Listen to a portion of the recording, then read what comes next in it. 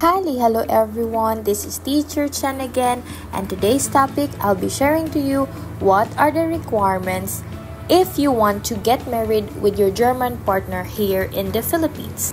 It was November 19 nang ikinasal kami dito ng aking German husband at hindi naging madali ang mga requirements. It was even more difficult for us dahil hindi kami kumuha ng agency at talagang self-made ang ginawa naming kasal.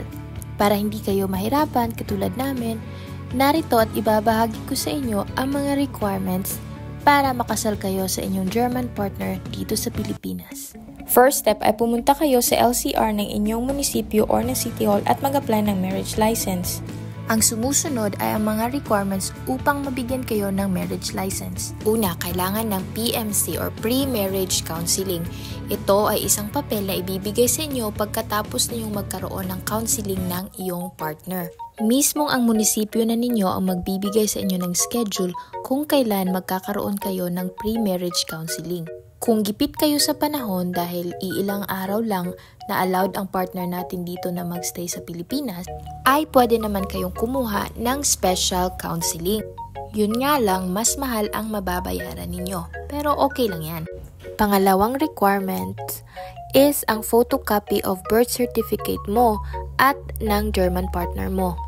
Pangatlo, kailangan ninyong dalawa ng original copy of Senomar with receipt.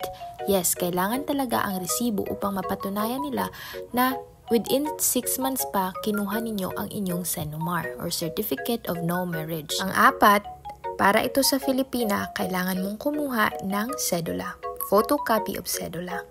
At dahil foreign ang partner natin, ito yung mga additional requirements na kailangan nyong isubmit. First on the list ay passport.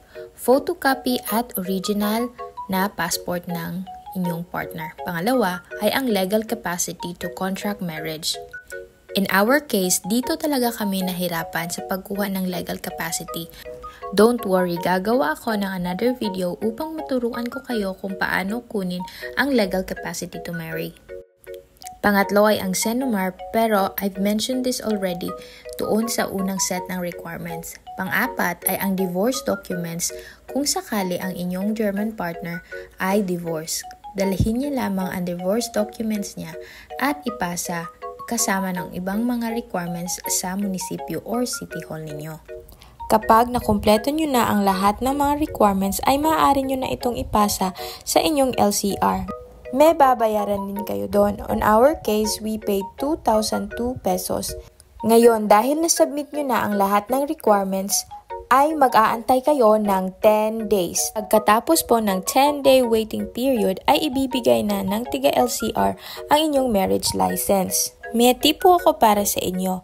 Pagkatapos nyo pong masubmit lahat ng requirements, pwede na po kayong mag-proceed sa mayor's office at magtanong kung kailan ang kanyang schedule para magkasal ng mga couples. Siguraduhin nyo po na sakto ang schedule na makukuha ninyo pagkatapos ng 10-day waiting period na ibinigay sa inyo ng LCR.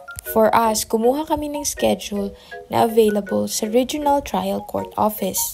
Pagpunta nyo sa Regional Trial Court Office ay sabihin ninyo kung kailan nyo makukuha ang marriage license mula sa inyong LCR. Dahil sa office nila ay kailangan din ng 3 days para i-prepare ang lahat ng dokumento ninyo.